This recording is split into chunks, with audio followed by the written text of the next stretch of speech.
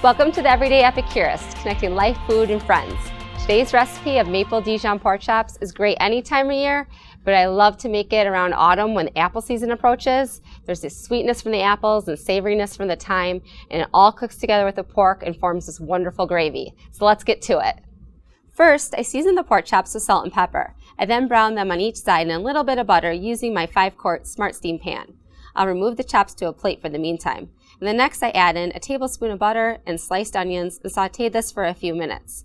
I'll pour in 2 tablespoons of flour to create a roux. You'll want to cook this, constantly stirring to make sure you cook out the raw taste of the flour. Then add in the apple cider vinegar, Dijon mustard, maple syrup, and brown sugar.